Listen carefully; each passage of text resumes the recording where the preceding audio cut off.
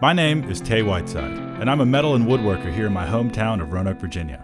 And with the help of my friends Riley Murtagh and Walker Hooper, my hope is to bring you along with us as we uncover the secrets that an abandoned 1920s machine shop has to offer. In an effort to get this shop back up and running as soon as possible, the machines that I don't have a use for have been leaving at a pretty quick pace. This massive pond time-saver lathe is the next metal behemoth to make its way out of the wooden double doors. This task would have been impossible would it not have been for the talented riggers from Commercial Steel Erection right down the road. With the right rollers, jacks, and experience, this lathe went from buried under the mezzanine to the back of the twin-axle rollback in a matter of hours.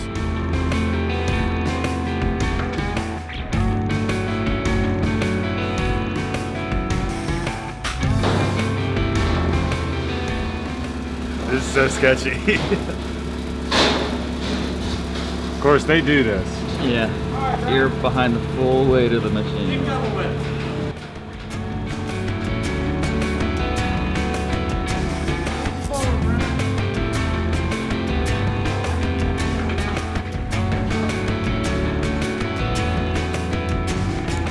While they made it look easy, it's important to remember that one wrong move and this 30,000-pound iron giant could easily tip over, crushing anyone between it and the ground. But this is the first time this lathe has seen daylight in probably 40 years.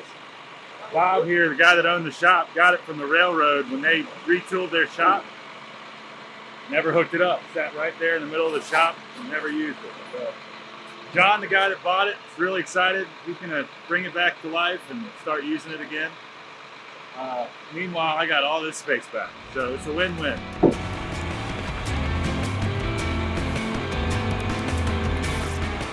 Everyone, this is my neighbor Connor and Jerry. How you doing? What do you think? Man, that's a feat, man. Yeah, man. Get it out of there. Took the right truck and the right crew for sure.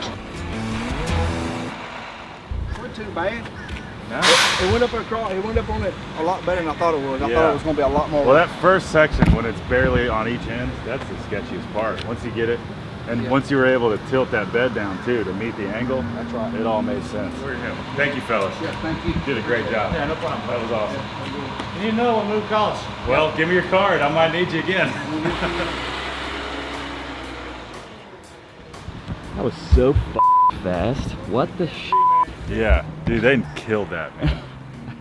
Well, that's what happens when you come with the right tools. You know, like they came with the rollers and the jacks and the right truck. That truck's a beast. They planned that up to its teeth. Yeah, that's not the first time they've moved something that big. Sad to see it go, but it was huge. I had no use for it. It's going to a guy that's going to restore it and love it and feed it and house it, all that stuff. So I'm excited for phase 2. Look at all this space we got back. Now we can get up under here, and I think the plan later is to probably take this down. It's a little sketchy. Don't really trust it for much. So now that that's gone, we can get equipment in here and make this whole job a lot easier.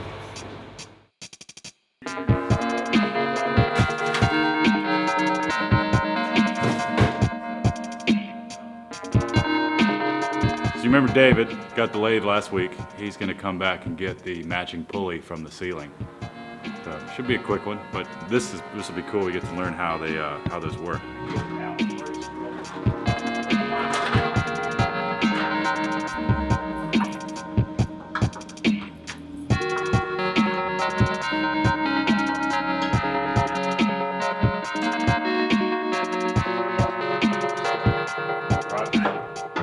You got the rope? Yeah, I got it. Let her swing.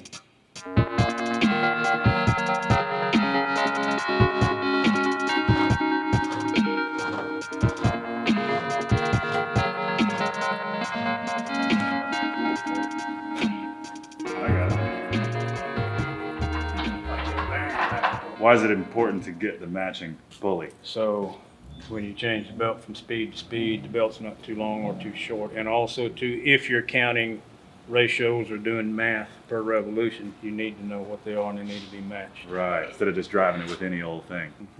Well, cool, you earned it. Thank you, I There you go, appreciate man. it. And like I told you before, I give him a word as a man. That machine will not go to waste. Awesome. Well, now I know you can use it. The second machine to be moved out today is an 8-foot GA gray metal planer. John, a local machine tool enthusiast, wants it for his home shop, and I'm happy to oblige. Why do you want a massive 8-foot metal planer, John? Well, you know, as planers go, this isn't too particularly big. This is there seems to be no upper limit. So this is you're telling me this is the baby version? Yeah, this is the home shop version.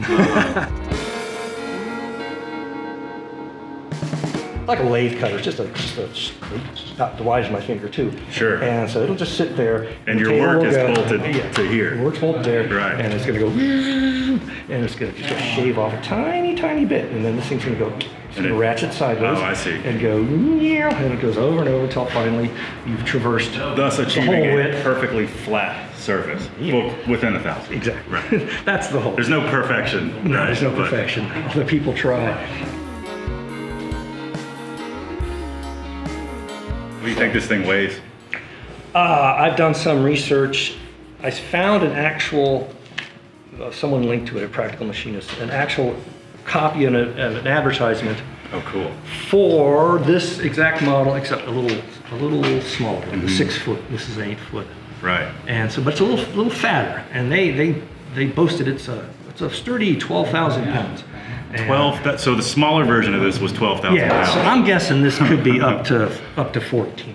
You know, it's a little narrower, so you're going to lose some weight, but it's a little longer. That also makes it a little sketchy too, because now we have a narrower base, Yeah, little tip hazard. yeah, but you know, if you just Take your time. take your time and only lift things half inch, not even an inch at a time. You know, just be really, really careful. Okay, because this machine is sitting on feet rather Right. than having a big cast iron base, Right. you can't easily move it because you might crack those cast iron feet. Right, and the base is cast iron, which is brittle, so Yeah, it yeah. doesn't do impact Yeah, well. so it's not good for sliding. You know, you slide it along, You hit that. hit a bump, Yeah. crack it. Yeah, right. It's just not worth the risks. So what have you built here? These are 6x6 skids. Okay. And, They look a lot like skis, yeah. Yeah, I mean, I just cut a little angle there just to help get it over Up and over obstacles. stuff. Yeah. Today's plan is to move this planer. John's made a sled for it. It weighs a lot, and it's going to go that way.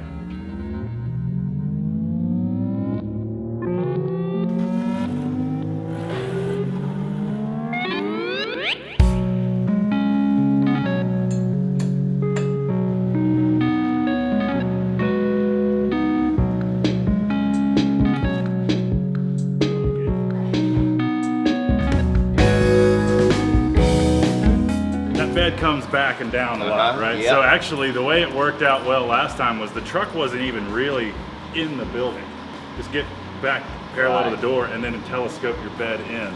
Now what about we take this here, if we can, take it and like drag it out into the road, and now back right to it and winch it up on the truck. We could do that too.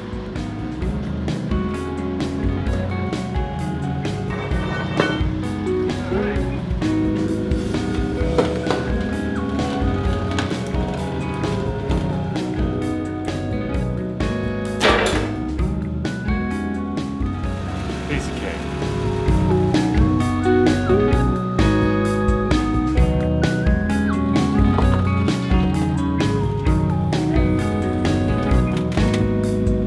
Simply magic.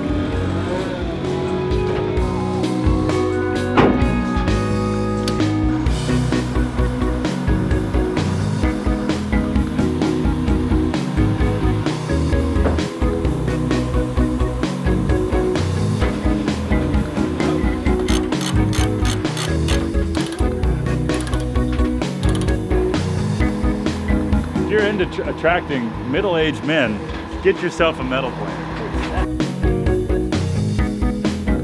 The work John put into building the sled paid off in a big way. This was one of the easiest moves so far. Next time on The Machine Shop. What I want to do is get rid of this sketchy mezzanine. It's overstayed its welcome, and it's got some columns that are basically holding it up that are sketchy. The theme is gonna be sketchy today, okay? I've started taking it down a little bit. I've taken part of the railing off, and before that even, I cleaned up everything that was up there. We're gonna do a little bit of moving, a little bit of discovery, and probably putting a dust mask on at some point. But let's do it.